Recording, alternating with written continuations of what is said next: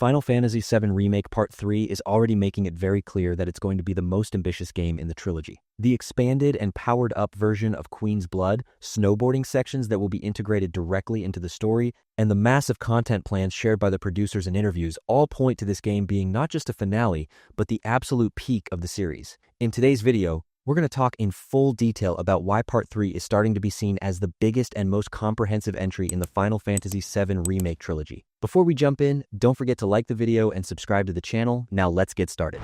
With statements from producer Naoki Hamaguchi, it's become clear that Queen's Blood, the minigame introduced in Rebirth that quickly became a fan favorite, won't just be returning, but will arrive in a seriously powered up and expanded form. This is important because in Rebirth, Queen's Blood wasn't just a time-killing side activity. It was a full system with its own rules, strategy, and side storyline. In Part 3, it's obvious that this system will become deeper, more comprehensive, and likely much more integrated into the game's overall structure. The fact that Queen's Blood is being described as powered up suggests that Square Enix now sees this minigame as one of the core experiences of the game. New cards, new rules, different game modes, and a much broader progression system all feel highly likely. The special quest chain tied to Queen's Blood in Rebirth could turn into a much larger web of side stories in Part 3. That means players will be able to spend hours immersed in this system without fully disconnecting from the main narrative. When you consider Square Enix's desire not just to tell the Final Fantasy VII world, but to make players truly live in it, expanding Queen's Blood feels like a very logical step. On top of that, there's a strong nostalgia play coming as well. The snowboarding minigame from the original Final Fantasy VII is returning, but this time, it won't be presented as a simple arcade distraction. Based on what the producers have said, snowboarding in Part 3 will be thematically tied to the story. That means these sequences could be intertwined with specific character moments, dramatic transitions, or major events. One of the most notable things Square Enix has done in recent years is turn even minigames into parts of the narrative. Bringing snowboarding back in this way could directly affect the tone and pacing of Part 3. Beyond all of this, information shared in various interviews and programs featuring the developers makes it very clear that Part 3 is aiming to be the peak of the series in terms of content. More outfits, more cosmetic items, more weapon options, and a much broader side content structure are all part of the plan. The outfit system, in particular, stands out here. According to what's been said, Part 3 won't have a simple change your costume setup. Each outfit's style, color, and visual details will be customizable individually. In other words, it won't just be about dressing characters differently, but truly personalizing them. It's even being said that this system will offer hundreds of different outfit options, with completely unique costume sets designed separately for each character. Custom designs created specifically for Cloud, Tifa, Aerith, Barret, and the rest of the cast look set to massively increase Part 3's visual variety. When you put all of these statements together, it becomes very clear that Final Fantasy VII Remake Part 3 won't just be a story finale. It will be the largest, widest, and most content-rich game in the trilogy. What comes next will depend on how far this vision is ultimately pushed. At this point, it's easier to see why Part 3 is being positioned as the biggest game in the series. According to the developers, the goal isn't just to increase map size, but to create a living world filled with systems the player can interact with at every moment. The emphasis on more side content points directly to this. In Rebirth, side quests were often closely tied to character development and world building. In Part 3, it looks like this approach will be taken even further, with side content blending much more organically into the main story. A similar expansion is planned for the weapon system as well. More weapon options don't just mean higher numbers. Each weapon is expected to be designed in a way that affects playstyle, character roles, and combat strategies. In Remake and Rebirth, every weapon had its own skill trees and gameplay feel. In Part 3, this system is said to be deepened further, allowing players to shape their characters into much clearer roles. That suggests a combat system that's both more flexible and more personal. The freedom on the outfit and cosmetic side is another element that strengthens the bond players form with the characters. Costumes designed individually for each character aren't just an aesthetic choice, they influence how players perceive the story itself. Do you want to see Cloud in a more classic soldier look, or in a style that reflects where the story has reached? In Part 3, these kinds of choices seem set to be far more visible and meaningful, and it's also being said that this variety won't be limited to just the main party. As side content increases, pacing becomes especially important in Part 3. The developers aim to let players dive into these systems without completely losing the flow of the main story. Expanding systems like Queen's Blood is a direct part of trying to strike that balance.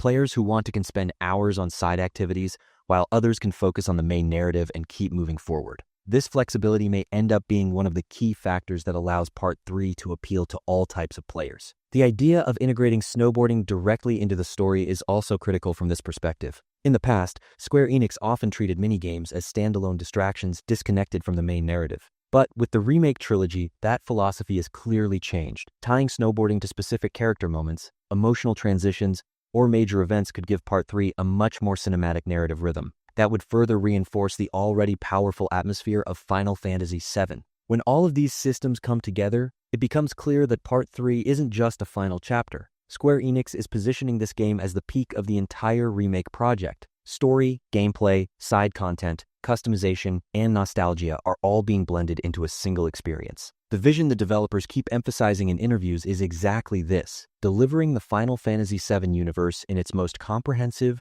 rich, and unforgettable form. One of the most striking aspects of this vision is the much broader sense of freedom being offered compared to previous entries. In Part 3, character progression, equipment choices, and cosmetic customization are no longer separate systems. They become parts of a single whole. Outfits won't just change appearances. They'll become tools for expressing character identity and narrative presence. The fact that the developers are putting so much emphasis on this makes it clear that personalization will be one of the game's core pillars. The push for more side content also looks set to significantly increase replayability. Different quest chains, optional content, and varied activities will allow players to discover new details with each playthrough. Expanding systems like Queen's Blood turns Part 3 into more than just an RPG. It becomes a collection of distinct gameplay experiences within a single game. This could be one of the key factors that pushes the Final Fantasy VII Remake trilogy beyond traditional JRPG conventions.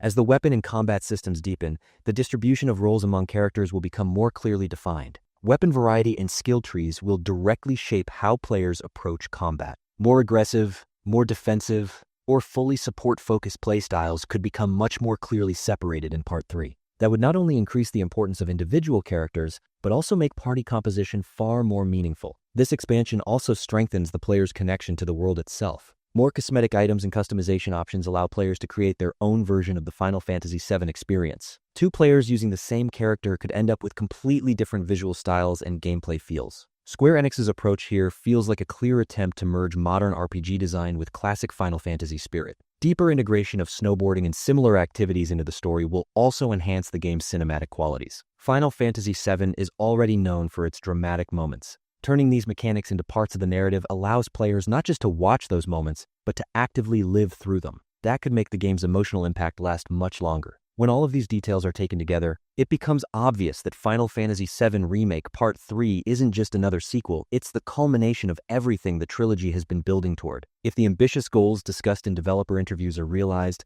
Part 3 could become one of the most comprehensive RPGs Square Enix has ever made, both in terms of content and system depth. That also explains why the Final Fantasy VII Remake project has been handled with such long-term care and precision. Behind this level of planning is a clear desire to deliver a conclusion worthy of such an iconic story. Square Enix no longer sees this project as a simple remake, but as a retelling meant to be remembered for generations. Remake laid the foundation, Rebirth expanded the world and refined the systems, and Part 3 aims to bring everything together into a truly complete experience. The confidence in the developers' interviews comes directly from this structure. Especially in terms of content variety, Part 3 is expected to significantly extend playtime. A player who focuses only on the main story and one who dives deep into side content could have vastly different experiences. That allows the game to feel both the same for everyone and completely different at the same time.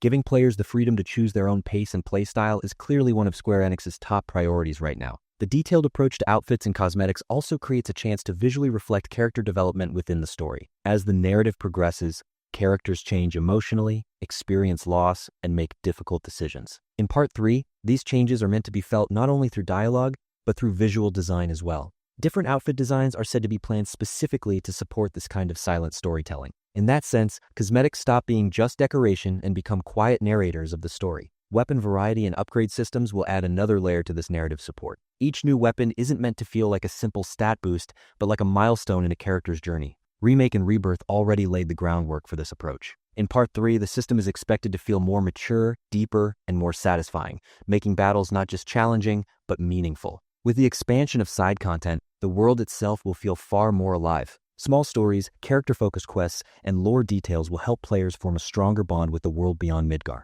In Part 3, side quests are expected to matter not just for rewards, but for storytelling and character development as well. This approach could greatly enhance the emotional weight of Final Fantasy VII. Expanding systems like Queen's Blood will also play a key role in balancing the game's rhythm. Between the darker, more intense moments of the main story, players will have spaces where they can breathe while still staying mentally engaged. Treating minigames as part of the game's identity rather than secondary distractions makes Part 3's design philosophy very clear. When all of these explanations and interview details are combined, it becomes obvious that Final Fantasy VII Remake Part 3 is shaping up to be one of the largest RPG projects Square Enix has ever undertaken, both in scope and vision. Expanded minigames, deeper customization, and a much richer world structure all aim to make this finale truly unforgettable. What are you most excited to see in Part 3? Make sure to share your thoughts in the comments. Don't forget to like the video and subscribe for more content like this. And I'll see you in the next one.